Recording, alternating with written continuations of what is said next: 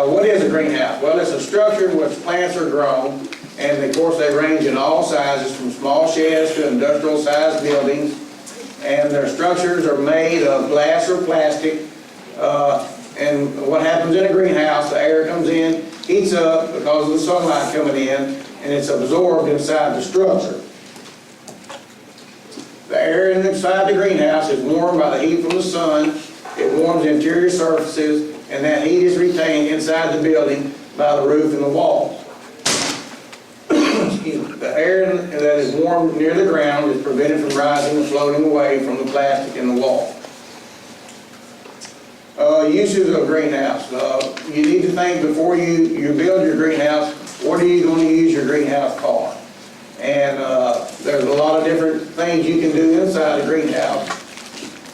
You can store your plants in winter. You can store your ferns in there. You can produce bedding plants inside your greenhouse. You can just grow your flowers for fun, or you can grow your vegetables that you want to plant later outside in your garden. Last year when I came, my voice went out, and I don't know why, but it seems like every time, this time of the year, my voice tries to go. So if y'all bear with me, we'll make it through. It can be used for many things. Greenhouses allow for greater control over the growing environment of plants. And factors that you need to consider when you're building a greenhouse is the amount of light or amount of shade needed for the plants that you're wanting to grow. You need to consider the temperature inside the greenhouse, what type of irrigation you're going to use, and how to control the humidity inside your greenhouse. They can be used to extend the growing season. They're often used for growing flowers, vegetables, fruits, and transplants. And each crop that you're growing has its own specific needs that you need to keep in mind. They can be modified to fit your needs. There's a small greenhouse that you might could build in your backyard, and it's made out of wood and glass. The relative closed environment of a greenhouse has its own unique management requirements compared with outdoor production. Being in a closed environment, pest and disease must be controlled. Heat and humidity must be controlled. Extreme temperatures, hot and cold, must be controlled. And since there's no rainfall inside the greenhouse, irrigation must be controlled. Also, the amount of light coming in must be controlled depending on what crop you're growing. Pest and disease control. By having this closed environment, the control of diseases and pests is very critical. Once the pest gets started, it can become out of control very quick. With no natural predators in the greenhouse, many pests can flourish inside the greenhouse. And you can put natural predators in there, such as lacewings, ladybugs, that sort of thing, and that's fine to help keep your pest under control. Many fungi and molds love a warm, moist environment, and that's what most greenhouses provide. Keeping your greenhouse clean is very important. Once a year, if you clean it out, spray the floors and the tables with a mild bleach solution once a year. That's good practice to follow. It keeps the bacteria and fungi at a minimum.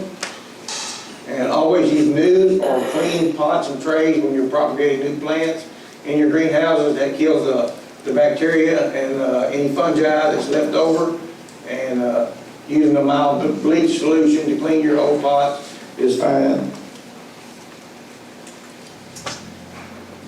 Walk your greenhouses and look at your plants. Pay attention to the first signs of the insect pest. After identification of that pest, use your appropriate spray and the rate of chemical for that pest. And always read the label to make sure that that spray is cleared for use in a greenhouse environment. Everything that you use outdoors may not be cleared for use in a greenhouse, so please read the label and check. Heat and humidity are things you need to be able to control in a greenhouse. The sun's rays warm up the closed greenhouse very quickly. The best way to control this heat is to ventilate, and there are many different ways to ventilate a greenhouse. Open the doors to the greenhouse is a simple and very quick way to ventilate, and just by simply opening the door. There are also vents. You see on top of this little greenhouse, it has an open vent at the top. Heat rises, warm air rises, so you can vent it out through the top. Depending on the size of the greenhouse, this will dictate how you can ventilate. On large greenhouses, vents may be open on each end of the greenhouse, and the use of fans on each end can help move air through the greenhouse. Moving the air also helps control humidity inside the greenhouse. As you see here, you've got the doors open. There are fans at the top that will pull that warm air out. There's probably fans on the other ends or doors. You can even open sides, but that helps to move the air. Cold weather is also a problem that you'll need to deal with a greenhouse in the wintertime. And there's several different ways you can heat a greenhouse in winter, but there must be some source of heat provided when the temperatures drop. Most commercial greenhouses use natural gas or propane to heat the air, and a gas heater with a blower is hung in one end of the greenhouse and the heated air blowing toward the opposite end. And there you see it again. There's a heater hanging there right here, just like an indoor furnace that you'd have in your house with a vent coming out to take the excess fumes out. Some people have small heaters. It's a small greenhouse on the floor, and that's fine. It just depends on what size of greenhouse that you're dealing with. The heater must be vented outside so the toxic fumes are not in contact with the plant, and that can be a problem with some of your little small gas heaters. In a small greenhouse, you have that excess burnt gas, and it can build up and use up all your oxygen inside the greenhouse, which will be detrimental to your plant if you're growing in there. You can use electric heat. That can get expensive depending on how big your greenhouse is. In some cases, even wood-burning stoves. That's a little bit harder to manage, the wood-burning stove, but it does work, and it is cost-efficient. Some greenhouses use ductwork to evenly disperse the heat of the warm air. And let's get a picture here. You can see here in this greenhouse, this tube or ductwork, that this greenhouse is a really long greenhouse, so instead of blowing it in this end of the greenhouse heating up, they've got this ductwork that lets the air disperse out the sides and warm this greenhouse evenly. Looks like they're starting bedding plants in this greenhouse, but you can do the same with your backyard greenhouse. Irrigation is a concern. Since there's no rainfall and you're growing plants, of course everyone knows you'll have to water. You must have a water source available. They dry out quickly as these greenhouses warm up, that warm air in there, so they must be watered and checked on a regular basis. You can use well water, pond water, rainwater, or even city water can be used, but if you use city water, it is a good idea to fill a container with the city water, let it sit for a while, and that lets some of these chemicals settle or evaporate out before you use it. Temperatures should range between 40 and 90 degrees. That's kind of a range you need to try to keep your temperature at inside the greenhouse. Of course, depending on what time of the year, whether it's winter or summer, try to keep the temperature at a good rate or a good range of whatever you're growing. So if you're growing pansies in the late part of the summer, you're trying to keep those cool. And then you're trying to grow tomatoes for a fall tomato crop. It's hard to do both in the same greenhouse at the same time. You can put a cool cell on one end of the greenhouse, have your pansies close to that end, or some of your cool temperature loving plants, and then at the other end of the greenhouse, you can start your tomatoes and that sort of thing. So, but it is something that is a concern that needs to be addressed. You can't just open your greenhouse or close it up and leave it all day long. You do need to walk out there several times a day and see what the temperature needs are and see if they need to be adjusted. And say in the morning time when it's cool, it may be fine. By 10 o'clock, if the sun's out, it warms up quickly. You may need to open the doors or the vents and through the middle of the day, and at the evening time, you'll need to close them back up because it may get down to 32 or whatever temperature at nighttime. So it is something that you just can't put out there, put your plants in there, forget it, and let them take care of themselves. So it is time consuming. Light is another factor that you need to consider depending on what kind of plants you want to grow. If you're growing caladiums, begonias, impatiens, or any shade-loving plants, then natural light may be too much. And a way to remedy this is put a shade cloth on over the top of your greenhouse, and that lowers the intensity of light coming in. And those shade cloths come in many different percentages of shade. Depending on if you need deep shade, you can get a heavier cloth. Light shade, of course, you can get a lighter cloth. And that's how they rate them is by percentage of light let in. And they're normally a woven nylon mesh that the wider the mesh is the way they let more light come in. You can see here, this greenhouse is growing shade-loving plants, and they've got a total covering over the whole top of the greenhouse, and you can see how dark it is in there, how much light is letting in. I didn't talk much about the floors of a greenhouse. Of course, if you've got some kind of walkway here, it's great. If you're going to be moving wheelbarrows and carts in, moving plants around, you need a good hard smooth surface. You're watering all the time, so you don't want to be walking in mud. Over here, you can put gravel or weed barrier, some kind of woven weed barrier down.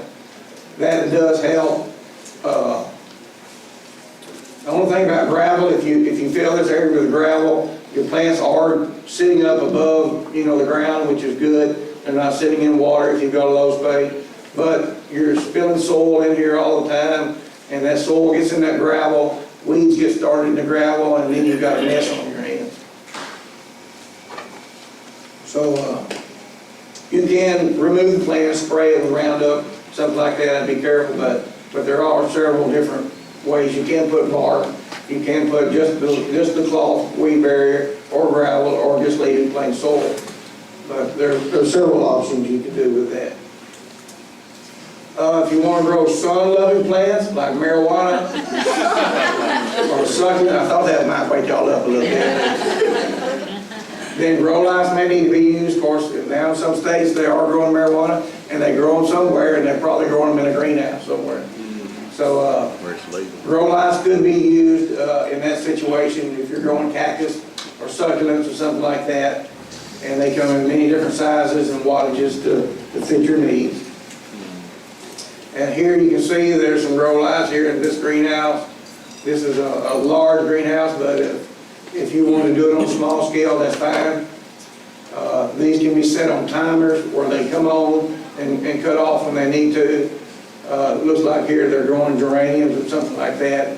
If you're growing poinsettias, something along that line, you might need to adjust the light. So grow lights would be one option you could use. They're very simple. They can be very simple to very elaborate, and I'll show you some pictures of different ones. And you can go on the website at uaex.edu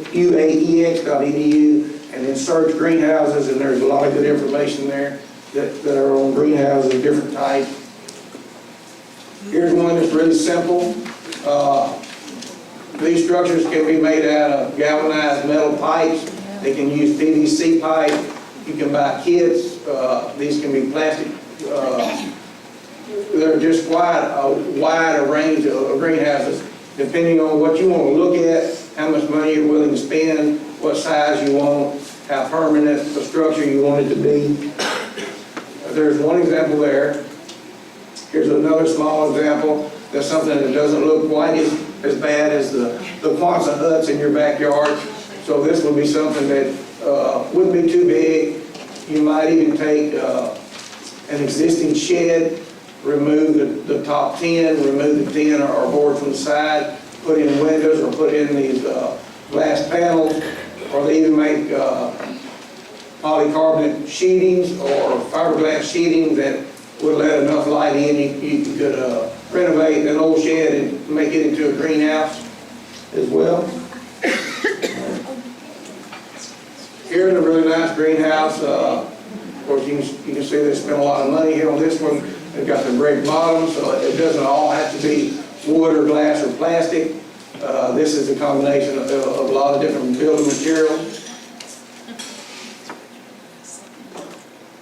Here's one that some of the older greenhouses were made all out of glass, and you don't see a lot of these anymore. In the U.S., some of the European countries, you still see these used. They are nice. They can be expensive, very expensive to build and maintain, but as you can see, there's a lot of openings that they can ventilate here, these windows open. So that's just another example of what you could do. There's another elaborate type greenhouse there, again using wood and brick and glass. There's another kit using glass that's a little bit more simple, more so of what you might want to do in your backyard. Some of these kits can be really expensive, and on those hands out there, it kind of gives you some of the cost and different problems you may run into if you're wanting to put in a greenhouse to actually use it to make money with. You can find the second part of that online as well. A lot of good information there. I mean, different kits available to purchase. You can build your own greenhouse and you can use your own design. Here's the one that someone used plastic water bottles and used timber. And relatively really inexpensive, but hey, it works. And like I say, just your imagination can go wild on the many different kinds. Here's another kit you can get, and you just use sheets of plastic. They've got some shelves in there. It's a really economical way to do it. Like I say, some of them can run up to several $1,000s really quick. This one's probably a couple $100. I'm not exactly sure, but you can see they've got a lot of pretty stuff in there to start your plants with before you plant them outside. There's a nice one, a sunroom, can be used as a greenhouse or a sitting area as well. She can also bring her plants in here in the wintertime. She may have just a small heater or something like that in here, and which would be fine. There's another type made out of wood and glass again. That looks a little nicer than the big plastic Quonset hut in your backyard. But that's something that's realistically that you can do, or something similar in your backyard that wouldn't be an eyesore, that would be nice to look at, and you would enjoy propagated plants in. I talked a little bit about it, turning existing buildings into greenhouses by removing the sides and roof and replacing the whole roof and side with clear plastic or sheets of clear polycarbonate panels. That's something you can do. That's maybe what they did here. Took an old shed, refurbished it, and put in glass or plastic panels at the top. Use the windows so you can open and ventilate. And see, it doesn't have to be glass all the way to the ground. The lower part can be covered. As long as you've got enough surface area up here to let a lot of light in, you should be fine. Here's one, a simple one that you see a lot of nowadays that's got the galvanized piping and the wood that's framed up on the end. It's got a door here you can get in and out of. You can open it to ventilate it. Relatively inexpensive. As you can see in this one, you can see the moisture that's condensed inside here. So they may need to open that up and ventilate it. Here's one that they've taken old windows and attached them all together, made a small starter greenhouse for your tiny seeds. If you want to use this as a cold frame to start your seeds in, your plants, get them up to a certain size before you transplant them outside. That's kind of neat. Here's one that you can put on the back of your building. On this one, you need to kind of make sure it's on the south side of the building, not on the north side, so you can catch most of the sun rays. And you might not want to have this tree right here. It may shade out this part of the greenhouse, so you're not getting the light that you should. But they're, again, relatively simple, added to an existing building. It's out of probably most of your view, it's being on the back, so it's not an eyesore. Relatively inexpensive to build right there. She doesn't have her tables, or he or she have their tables in here that they can work on. Here's one really nice one, totally out of glass. You can see that all the snow outside, so they've got to have some kind of heat in there. They can ventilate through the top with these windows, so they can open doors and probably open these windows on the sides as well. Without heat in this situation, I mean, it would be bad. So, like I say, even on a sunny day like this, when the sun pops out, it can heat up to 90 degrees pretty quick inside that greenhouse. So even with sun on the ground, snow on the ground, sun comes out, you still may need to ventilate this even in the dead of winter. So there again, it's something you need to check often throughout the day.